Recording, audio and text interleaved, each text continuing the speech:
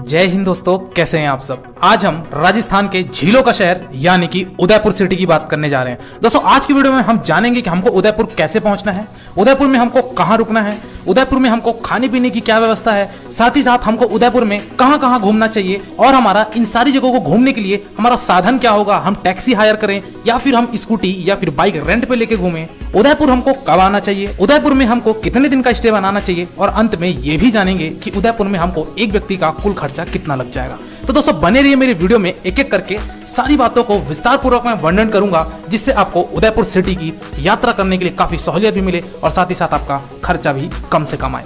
चलिए दोस्तों सर्वप्रथम बात करते हैं कि हमको उदयपुर कैसे पहुंचना है। दोस्तों उदयपुर सिटी आने के लिए आपके पास 3 ऑप्शन है। सबसे पहले ऑप्शन की बात करते हैं दोस्तों, वो है आपका बाई ट्रेन का। दोस्तों अगर आप ट्रेन से आना चाहते हैं तो नियरेस्ट रेलवे स्टेशन जो है वो उदयपुर ही है। आप उदयपुर बाई ट्रेन के माध्यम से डायरेक्टली पहुंच सकते हैं। बड़े बड़े शहरों से डायरेक्ट उदयपुर के लिए ट्रेन आपको फैसिलिटी मिल जाएगी और ज्यादा विस्तार जानकारी के लिए आप IRCTC वेबसाइट पे चेक कर सकते हैं। और दूसरे ऑप्शन की अगर मैं बात करूं दोस्तों तो वो है आपका फ्लाइट का। दोस्तों जो नियरेस्ट एयरपोर्ट है वो तो उदयपुर में ही है, लेकिन उदयपुर का जो एयरपोर्ट है वो इंटरनेशनल एयरपोर्ट नहीं है, यानी कि ज्यादा बड़ा एयरपोर्ट ना होने की वजह से हो सकता है आपको आपके शहर से डायरेक्ट फ्लाइट ना मिले।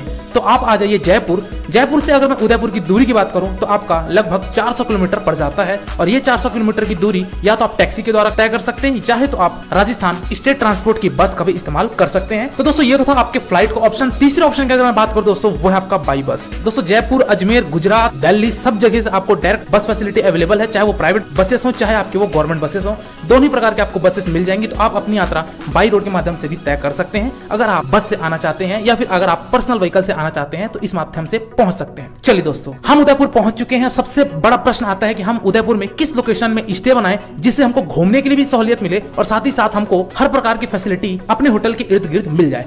तो अगर आप ट्रेन से आते हैं तो रेलवे स्टेशन के बाहर ऑटो पकड़िए और आपको आना है सिटी पैलेस। दोस्तों उदयपुर का जो सबसे प्रसिद्ध है वो सिटी पैलेस ही है, तो वहां के आसपास आप होटल ले सकते हैं। चाहे तो अगर आपको वहां होटल नहीं मिलता है या फिर अगर आपको होटल थोड़े कॉस्टली मिलते हैं तो आप चले जाइए पिचोला के पास, जो कि लार्जेस्ट लेक कहलाता है पिचोला लेक। वहां आसपास भी आपको ढेर सारे होटल मिल जाएंगे, तो आप वहां भी स्टे बना सकते हैं। तो दोस्तों चाहे तो आप सिटी पैलेस के आसपास अपना स्टे बना लीजिए या चाहे तो आप पिचोला लेक के आसपास स्टे बना सकते हैं। एक चीज यहाँ पे मैं ये बताना चाहूंगा कि उदयपुर थोड़ा सा आपको कॉस्टली पड़ेगा बाकी सिटी के कंपैरिजन में, क्योंकि उदयपुर की हर चीज आपको महंगी लगेगी बाकी शहरों की अपेक्षा, इसलिए थोड़ा सा बजट आपका यहाँ पे इंक्रीज होगा। लेकिन कोई बात नहीं, मैं आपको एक मिनिमम से मिनिमम कॉस्ट वाला आइटनरी बता रहा हूँ जिसमें आपको ज्यादा पैसे खर्च करने की आवश्यकता नहीं पड़ेगी।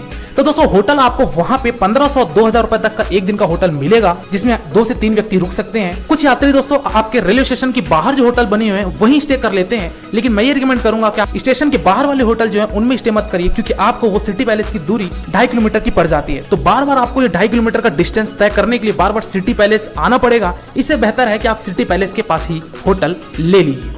चलिए दोस्तों तो ये तो था हमारा स्टे का ऑप्शन। इसी के साथ साथ बात कर लेते हैं कि हमको खाने पीने की क्या व्यवस्था है। दोस्तों उदयपुर में खाने पीने की कोई समस्या नहीं है, क्योंकि वहां पे street food, fast food, junk food, restaurant, भोजनालय, हर प्रकार के आपको डिशेस अवेलेबल हो। चाहे आप वो राजस्थानी फूड लीजिए, चाहे आप वहां के साउथ इंडियन, नॉर्थ इंडियन, हर प्रकार के फूड आपको उदयपुर में अवेलेबल हो जाएंगे, क्योंकि उदयपुर एक काफी प्रसिद्ध टूरिस्ट डेस्टिनेशन है, इसलिए यहाँ पे किसी भी तरीके की खाने पीने की समस्या आपको नहीं होगी। खाने पीने की अगर मैं कॉस्ट की बात करूं, अगर आप शुद्ध शाकाहारी भोजन वाले हैं तो फिर आपको वहां पे शायद 120 से 130 रुपए थाली के हिसाब से कॉस्ट देना पड़ जाएगा और आप उदयपुर में अपना भोजन इस प्रकार ग्रहण कर सकते हैं। चलिए दोस्तों अगली बात करते हैं कि हमको उदयपुर सिटी का कितने दिन का स्टे बनाना चाहिए और साथ ही साथ हमको उदयपुर आना कब चाहिए। दोस्तों उदयपुर में केवल और केवल आप समर को छोड़ के आप मानसून में भी आ सकते हैं और साथ ही साथ आप विंटर में भी आ सकते हैं। कहने का मतलब ये है कि गर्मी का सीजन जो है वो बहुत ही ज्यादा गर्म होता है, राजस्थान तो पूरा ही गर्मी के सीजन में जाने लायक नहीं होता, तो आप मानसून में आ सकते हैं या फिर अगर आप चाहें तो विंटर में भी आ सकते हैं। मानसून का नजारा काफी ज्यादा शानदार हो जाता है, क्योंकि वहां पे सज्जनगढ़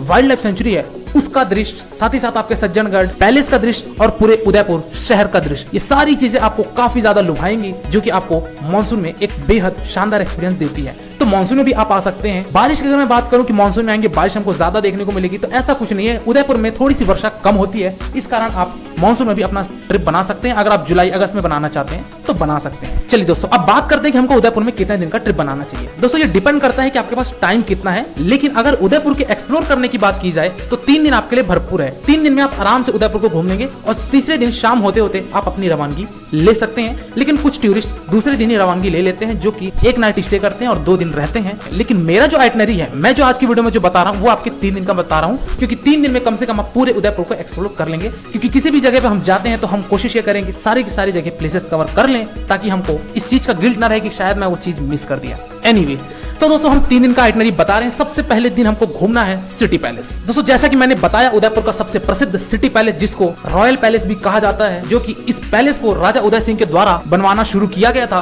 दोस्तों, सिटी पैलेस की आप थोड़ी यहाँ पे कुछ हम विस्तार पूर्वक बात कर लेते हैं। दोस्तों, सबसे पहली चीज तो ये कि सिटी पैलेस में अगर आप प्रवेश करेंगे तो 30 रुपए आपको एंट्री फीस लगेगी, पहली बात। दूसरी बात यह कि दोस्तों, आप सिटी पैलेस में क्या क्या चीजें एक्सप्लोर कर सकते हैं, क्या क्या चीजें घूम सकते हैं, उसकी बात करते हैं। सबसे बड़ा वहां पे है म्यूजियम, जो कि म्यूजियम का 300 रुपए एक व्यक्ति का देना पड़ता है। दोस्तों, एंट्री फीस से ज्यादा म्यूजियम का कॉस्ट है, लेकिन आपको म्यूजियम में जरूर जाना चाहिए, क्योंकि म्यूजियम में आप प्रवेश करते ही शायद आपको ऐसा शानदार अनुभव कभी नहीं मिलेगा। वहां की जो संग्रहालय है वो बेहद शानदार है। तो एक बार आप म्यूजियम में अवश्य प्रवेश करिएगा, आपको काफी चीजें नई नई देखने को मिलेंगी। दोस्तों, और भी सिटी पैलेस के अंदर म्यूजियम के साथ साथ आपके 11 महल है। उन 11 महल पे भी आप जाके फोटो शूट, वीडियो शूट कर सकते हैं और साथ ही साथ वहां घूम सकते हैं। वहां के गलियारे, वहां पे स्थित हैंगिंग गार्डन और वहां पे रेस्टोरेंट और भी बहुत सारी चीजें आपको वहां देखने को मिल जाएंगी। तो आप ये सारी चीजें सिटी पैलेस के अंदर रह के 3 से 4 घंटे एक्सप्लोर कीजिए। दोस्तों, सिटी पैलेस घूमने के बाद आपको अगले स्थान पे प्रारंभ करना है, वो है आपका जगदीश मंदिर, जो कि भगवान विष्णु अवतारी जगन्नाथ स्वामी के ऊपर ये मंदिर समर्पित है। तो जगदीश मंदिर में भी आप प्रवेश करिए। बात करते हैं कि इसकी डिस्टेंस कितनी है। तो दोस्तों, ये जो सिटी पैलेस था उसके अंदर आप जब प्रवेश करेंगे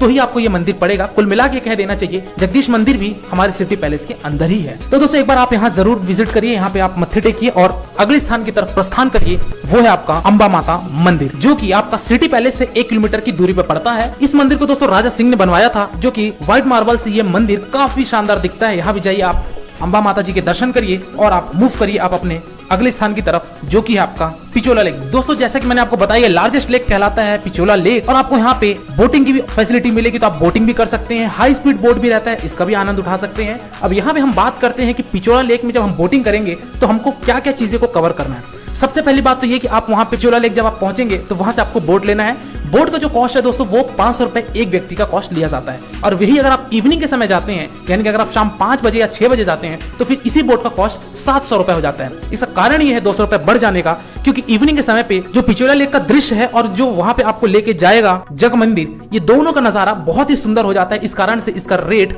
200 रुपए ज्यादा पड़ता है। तो दोस्तों, 500 रुपए आपको बोट वाला लेगा और आपको 1 से सवा घंटे की ये टोटल आपकी बोट राइड रहती है। और पिचोला लेक से जब आप बोटिंग करेंगे दोस्तों, तो वो आपको एक किनारे लेके जाएगा, एक आइलैंड में, जो कि है आपका जग मंदिर। दोस्तों, जग मंदिर का लुक बहुत ही शानदार है। यहाँ पे भी आप जाके यहाँ का नजारा, यहाँ का दृश्य देख सकते हैं। येलो सैंड और व्हाइट मार्बल से बनी ये जग मंदिर काफी ज्यादा शानदार अनुभव दिलाती है। तो दोस्तों, आप जग मंदिर में भी घूमिए और वापस बोट में आके वो आपको पिचोला लेक के तट के किनारे छोड़ देगा।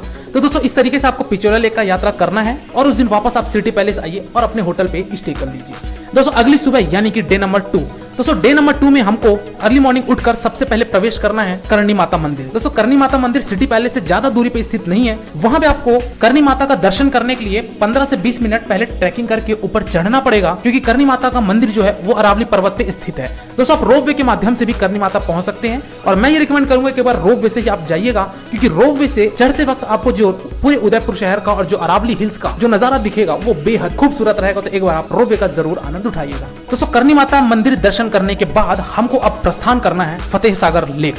दोस्तों, फतेह सागर लेक जो कि सेकंड लार्जेस्ट लेक कहलाता है, तो आप यहाँ जाइए और फतेह सागर लेक में भी दोस्तों आपकी बोटिंग होती है। दोस्तों, यहाँ पे बोटिंग कॉस्ट थोड़ी सी कम होती है as compare to Pichola lake. Pichola lake में हमने 500 रुपए दिया था, लेकिन फतेहपुर लेक में शायद हो सकता है आपको 350 या 400 रुपए ही देने पड़े, क्योंकि वहां की अपेक्षा यहाँ कॉस्ट थोड़ा सा कम ही रहता है। तो दोस्तों, फतेहपुर में भी आप हाई स्पीड बोटिंग या फिर नॉर्मल बोटिंग कर सकते हैं। दोस्तों, फतेहपुर लेक में जो आपको बोटिंग करनी है वो बेसिकली आपको कुछ प्रमुख स्थानों के लिए करनी है। यानी कि फतेहपुर लेक में जब आप जाएंगे बोटिंग करने, तो आपको 3 आइलैंड मिलेंगे छोटे छोटे, और वो तीनों आइलैंड में महत्व अलग अलग है। सबसे पहले आइलैंड की मैं बात करूं जो आपका बोट वाला लेके जाएगा, वो है आपका स्मॉल जू, यानी एक छोटा सा वहां जू मिलेगा। तो उस जू में आप जाइए, वहां घूमिए। वहीं पे एक बना हुआ है नेहरू पार्क, तो उस पार्क में भी जा सकते हैं, वहां भी कुछ समय व्यतीत कीजिए। और आप दूसरे आइलैंड की तरफ प्रस्थान कीजिए जो कि है पब्लिक पार्क, यानी कि कि एक टापू है जहाँ पे आपको एक पार्क की फैसिलिटी मिलेगी, साथ ही साथ आपको वाटर चिट माउंटेन भी देखने को मिलेगा। तो वहां से आप एक बार जाइए, वहां का दृश्य, वहां का नजारा और वहां कुछ समय व्यतीत अवश्य करिएगा। और इसके बाद हम तीसरे आइलैंड की तरफ प्रस्थान करेंगे उसी बोट से, जो कि आपका वो आइलैंड है वो सनसेट के लिए काफी प्रसिद्ध है। वहां से अरावली हिल्स और जो पूरे उदयपुर शहर का जो लुक है, जो नजारा है, वो बेहद खूबसूरत हो जाता है, खास तौर से सनसेट के समय पे तो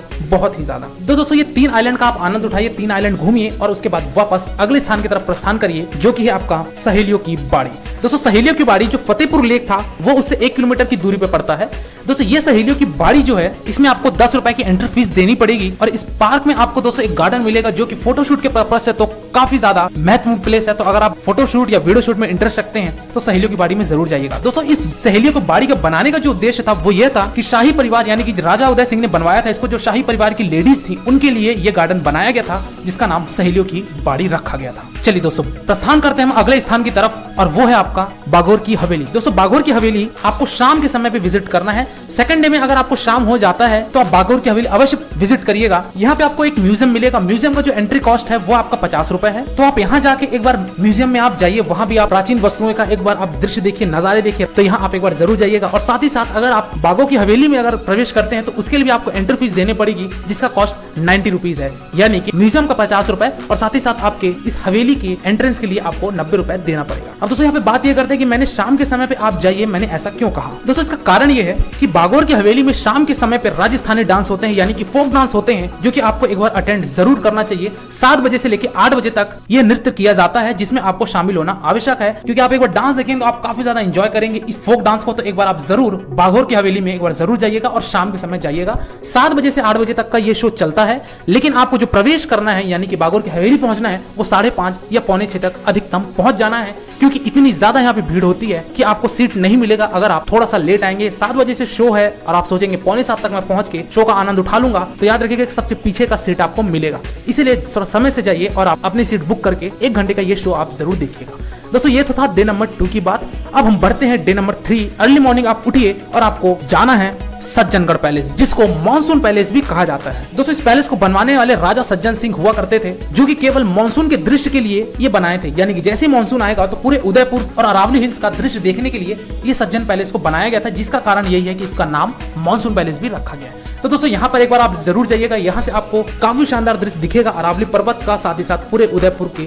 शहर का आप एक खूबसूरत आनंद उठा सकते हैं। दोस्तों सज्जनगढ़ पैलेस से कुछ ही दूरी पे एक और बना है आपका सज्जनगढ़ वाइल्ड लाइफ सेंचुरी, जो कि काफी बड़ा उद्यान है। तो एक बार आप यहाँ भी जरूर जाइएगा, कुछ समय यहाँ भी व्यतीत करिएगा। कम से कम 2 से 3 घंटा तो आपको लगेंगे ही इसको घूमने के लिए। लेकिन एक चीज का हमको ध्यान रखना है कि ये जो वाइल्ड लाइफ सेंचुरी है ये आपका मंगलवार के दिन बंद रहता है, इसीलिए आप मंगलवार को छोड़ के किसी भी दिन जा सकते हैं। तो दोस्तों ये सारी चीजें घूमने के बाद आप आइए सिटी पैलेस, अपने सामान उठाइए और अपने शहर के लिए रवानगी ले लीजिए। चलिए दोस्तों अब बात करते हैं कि हमको ये सारी चीजों को घूमने के लिए हमारा साधन क्या होगा। हम टैक्सी ऑटो लेकर घूमें या फिर हम वहाँ पे गाड़ी हायर कर लें। तो दोस्तों आपको किसी भी तरीके का कोई टैक्सी ऑटो नहीं करना है, क्योंकि यहाँ पे आपको जो घूमना है वो बहुत ही कम डिस्टेंस पे घूमना है, ज्यादा आपको दूर जाना नहीं है। तो इसीलिए आप वहाँ पे गाड़ी हायर कर लीजिए, 1-2 दिन गाड़ी हायर कर लीजिए, आपको सस्ते से सस्ते में निपट जाएगा। ऑटो अगर आप करते हैं तो आप अपने मन मुताबिक घूम भी नहीं सकते और साथ ही साथ आपको पैसे भी ज्यादा लगेंगे। अब बात करते हैं कि हमको गाड़ी मिलेगी कहाँ पे और हमको किन किन चीजों का ध्यान रखना पड़ेगा। दोस्तों जैसा कि मैंने आपको बताया था कि सिटी पैलेस के अंदर एक था आपका जगदीश मंदिर, उसी जगदीश मंदिर के आसपास आपको ढेर सारे एजेंट देखने को मिल जाएंगे, जो कि आपको स्कूटी प्रोवाइड कराते हैं।